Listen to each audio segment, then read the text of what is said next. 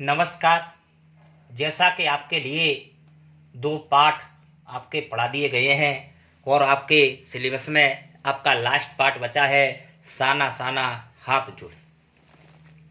इसकी जो लेखिका है उस लेखिका का नाम है मधु कांकलिया। इन्होंने सिक्किम के गंगटोक शहर की यात्रा की थी।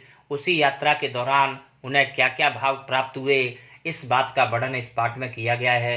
देखें। मैंने हैरान होकर देखा, आसमान जैसे उल्टा पड़ा था और सारे तारे बिखर कर के नीचे टिमटिमा रहे थे। दूर ढलान पर तराई पर सितारों के गुच्छे रोशनियों के एक झालर सी बना रहे थे। क्या था वह? रात में जगमगाता गंगटोक शहर था, जो इतिहास और वर्तमान के संधि स्थल पर खड़ा मेहनत कश बादशाहों का एक ऐसा शहर था जिसका सब कुछ सुंदर था। सुबह, शाम और रात। अर्थात कवित्री बताना चाहती है कि जब दूर से लोग जा रहे थे तो दूर से जाते हुए रात्रि में दिखने वाली लाइटों के कारण या रोशनी के कारण ऐसा प्रतीत हो रहा था जैसे कि मानो आसमान के तारे आज धरती पर आ गए हैं और वे उल्टे पड़े हैं या औंधे पड़े हुए हैं। लेखिका कहती है कि यह रहस्यमय सितारों भरी रात मुझ में सम्मोहन जगा रही थी, कुछ इस कदर कि उन जादू भरे क्षणों में मेरा सब कुछ स्थगित था, अर्थहीन था। मैं चेतना और मेरा आसपास, मेरे भीतर सिर्फ शून्य था और मैं अतीन्द्रता में डूबी रोशनी का वह जादुई झालर दिखाई दे रही थी। धीरे धीरे एक उजास माने प्रकाश मेरे शून्य से फूटने लगा। एक प्रार्थना मेरे होठों को छूने लगी कि साना साना हाथ जोड़। गर्दन प्रार्थना माने छोटे छोटे हाथों से मेरे मन में एक प्रार्थना उत्पन्न होने लगी कि मैं छोटे छोटे हाथों से प्रार्थना करूं। हमरो जीवन तिमरो कौंसिलो, अर्थात मेरे जीवन हमेशा अच्छाइयों को समर्पित हो जाए। आज सुबह की यह प्रार्थना मैंने एक नेपाली युवती से सीखी थी। हमें सुबह यूमथाम के लिए निकल जाना पड़ता था, अतः आंख खुलते ही मैं बालकनी की ओर भागी, क्योंकि यहाँ लोगों ने बताया यदि मौसम साफ होगा तो कंचनजंगा, जो भारत की तीसरी सबसे ऊंची चोटी है, वह दिखाई देगी। लेकिन खैर, मौसम साफ न होने के कारण आसमान बादलों से ढका रहा। पिछले वर्ष की तरह ही यहाँ हमें कुछ भी दिखाई नहीं दिया। जिस प्रकार ठाकुर जी के कपाट बंद रहते हैं, ठीक वैसे ही मंदिरों ने भी कपाट बंद रखे।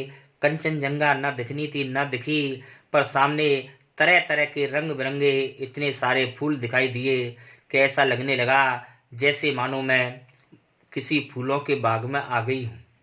बहरहाल गंगटोक से 149 किलोमीटर की दूरी पर यूमथांग था। लेखिका को गंगटोक से यूमथांग जाना था, अतः लेखिका कहती है कि गंगटोक से 149 किलोमीटर की दूरी पर यूमथांग था। यूमथांग यानी घाटियाँ, सारे रास्ते में गहनतम घाटियाँ और फूलों से लदी बालियाँ मिलेंगी।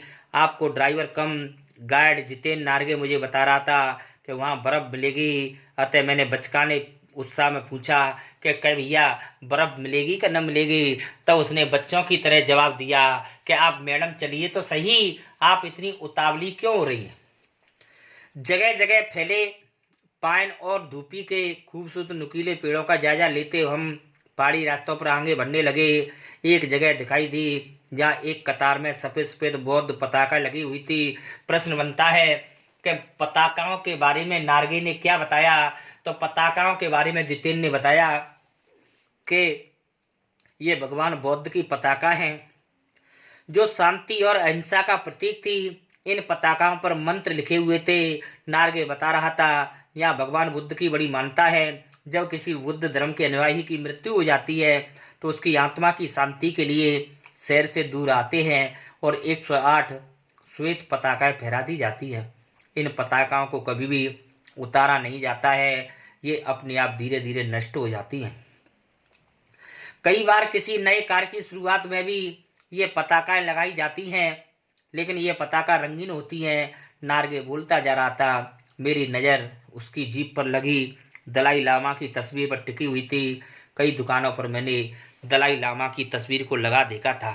लेखिका कहती है कि मुझे वहाँ पर पताकाओं के बारे में बताया गया था कि इस क्षेत्र में बौद्ध धर्म की बड़ी मान्यता है और जो बौद्ध धर्म को अपनाने वाला व्यक्ति है वह जब कभी मरता है तो उसकी याद में 108 श्वेत पताका वहाँ लगाई जाती हैं, जिन पताका को कभी हटाया नहीं जाता है, वे अपने आप ही नष्ट होती हैं। यदि वहाँ पर कोई नया कार्य होता है तो नए कार्य के लिए वहाँ पर रंगीन पताका लगाई जाती हैं। अतः पताकाओं के लिए अंतरता, नवीन कार्य के लिए रंगीन पताकाएं एवं मृत्यु होने पर श्वेत पताका लगाई जाती थी।